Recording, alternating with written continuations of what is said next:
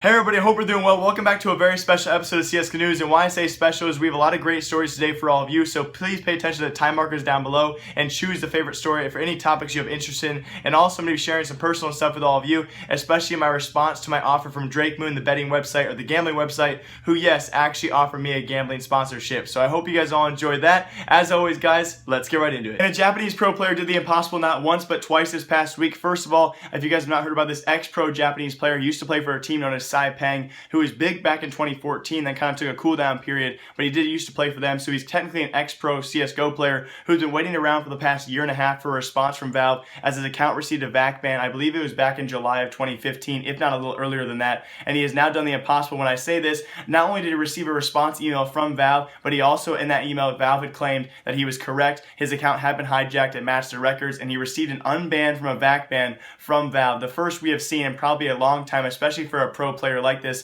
and again, probably an ex-pro player, hopefully going to be signed soon. So yes, Shiree has been unbanned, and the really sad part here, obviously the Japanese scene, not a top-tier CSGO scene, and obviously Shiree probably not a top-tier player in the world, but still considered a pro in Japan. So kind of a sad thing here for obviously going to be a lacking response time, but still, this response time from Valve took him a year and 2 months to receive a response. He said he started, sending them emails back in July of 2015, shortly after he received his VAC ban, and it took Valve nearly 14 months to reply to this guy. And you can see in the sincerity of his email or his letter here in the article he posted to the website, he was crying when he opened this email and he found out he got unbanned. This is a guy who absolutely loves the game, so congrats to Shiree. He has now been one of the few people in history of CSGO to actually get a VAC ban and become unbanned for that. And we had absolutely a ton of ESL Pro League updates for all of you guys, so again, time markers are always down below if you want to skip this story. ESL Pro League Week 9, our final week of that Pro League, has finally concluded this past week, so we do have our top 6 North American and our European teams for Season 4 going to the ESL Pro League Finals,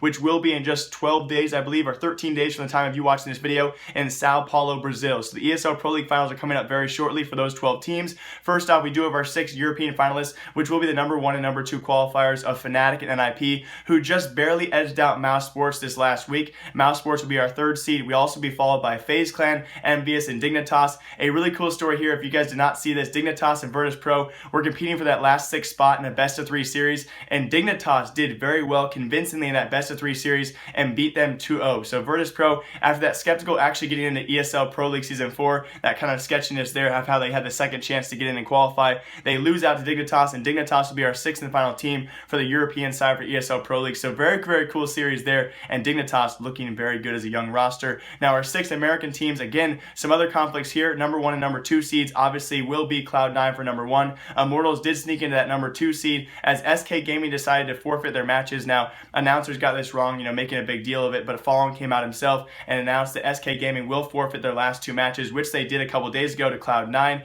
and they lost those 2 matches obviously, but they still remain their 3rd seed, and they said they're going to prioritize boot camp over ESL Pro League matches, and obviously probably better and a big deal here because SK Gaming still retain that 3rd seed here. They'll also be followed out by teams Energy, Optic, and surprisingly it will be Liquid. As you guys know, I stated earlier, the top 6 teams who in the ESL Pro League standings will move on. It was actually Renegades in that 6th seed standing, but they actually decided to go to the Asian Minor Championship instead. So Liquid will sneak into that 6th spot and close out our 6 final North American teams, which is still a pretty good pickup, especially with our past tournament at ESL New York. Liquid probably a good talent to have there for North America. And I do want to quickly talk about Renegades. They have chosen the Asian Minor Championship over ESL Pro League Finals for one specific reason, and that being the Asian Minor Championship. Of those 8 teams there, if they qualify and finish the top 2 there, they will automatically qualify for an offline qualifier for our next major, which will be the E-League major in January. So a very important here thing for Renegades. The Renegades has missed the last 3 majors, I believe, so they're really trying to focus this year and make the next year's major, and that's why they're going to go to the Asian Minor Championship instead. So those are your top 6 European and top 6 North American teams for ESL Pro League Finals.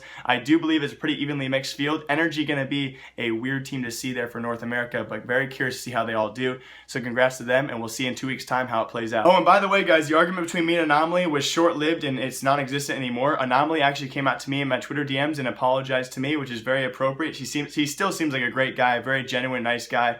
We had an inner exchange between my video and his tweets. We were both equally probably rude to each other and didn't give each other the benefit of the doubt there. So Anomaly apologized to me. I re-apologized to him for what I did, poorly wording that video, and all of that is all over. Now, more importantly, guys, I also received an email a few days ago from Drake Moon, and I was very excited to use this to my advantage for a short 20-second clip of my video. So I actually responded to them. I added them on Skype, because the usual sponsor sponsorship deal is, you know, you talk through email. The serious sponsors, the one you actually want, are going to add you on Skype and want to talk to you. So they, you know, added them on Skype. They asked me my price, and I thought to myself, let's just go big, Jake. I told him $10,000. The guy responded, really? Is that what you want? And yeah, I have not heard from Drake Moon ever since. So I probably will not begin the Drake Moon sponsorship. And a lot of you guys are probably thinking, Jake, if they offered you the $10,000, would you have taken it?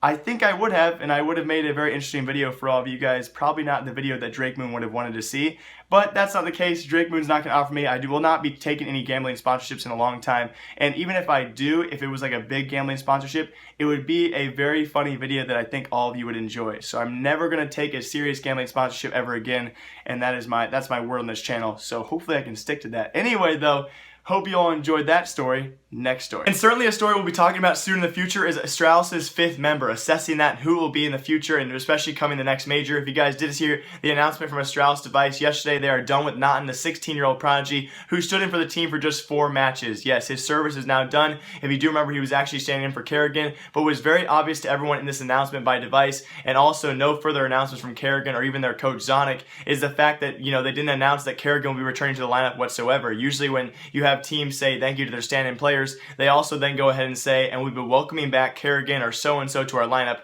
or they're going to be saying, you know, now our so-and-so will be our 5th member, and they did not announce that Kerrigan will be returning to the lineup, which is a very obvious, you know, something is up here with Astralis. Now, obviously, in the next few days, they could say Kerrigan is back. It could be no big deal, but if you guys have not heard, HLTV released an article, I'll hopefully be linking down below, called Assessing Astralis' Major Spot. You know, they have several options upcoming in January for this next major and have been obviously struggling with this 5-man lineup as of right now. Also, you guys have probably heard about rumors about them possibly offering the current heroic player and also former Team X player known as Glaive, who has been performing very well, and especially for a stand-in player for several Danish teams, Glaive has been doing an astounding job. Now, if you guys heard about the rumors, he could be receiving offers from Astralis because he actually subbed in for this lineup back in ESL Cologne, our most recent major. As you guys, many of you know as well, the Dignitas swap Cajun B for Kierby to that Astralis lineup. Kierby couldn't participate in that major because of those stupid Valve rules. They therefore had to go get Glaive to stand in, and that 5th to 8th place finish that Astralis got at ESL Cologne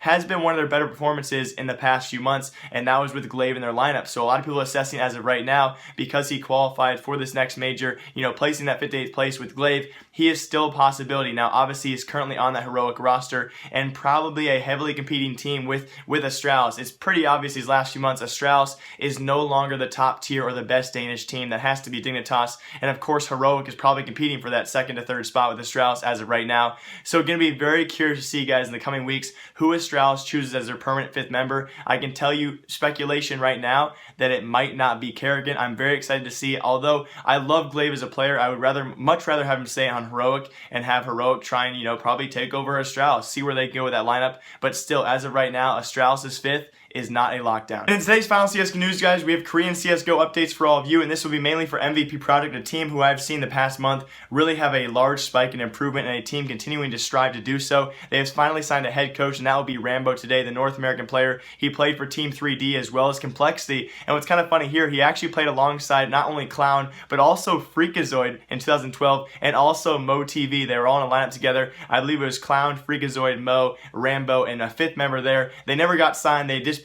quite shortly because they weren't signed by an organization, but still kind of funny to see that in an article. They actually all played together back in the day. So just give you a little figurehead about who this Rambo character is. He took a break in 2010, I believe, and came back in 2012 with that lineup, was never signed, is now returning to be MVP Product's coach, which is very unique to see. Obviously, we had b.o.o.t, the boot lineup there, signed the old Fnatic coach, or the old Fnatic veteran DSN to their lineup as well to be a coach. So all these Korean and Asian teams are signing European and North American coaches, which makes a lot of sense. You know, these coaches have more experience than they do, especially with the Korean scenes just growing as of right now. Same with the Chinese scene. And the IESF, or the International Esports Foundation tournament, it was only a 20K championship tournament, I do believe, but they still placed 3rd. Like I told you guys in the last episode of CSGO News, they placed 3rd to teams like Tyloo and ENCE Esports and dominated every other team there, including teams like Team Signature, so on and so forth. So a team who's rapidly improving. I'm going to be very curious to see how these guys do, especially now with the head coaching role. So congrats to Rambo on landing the position, and that's going to do it for today's CSGO News. Hope you guys all enjoy. I know this last story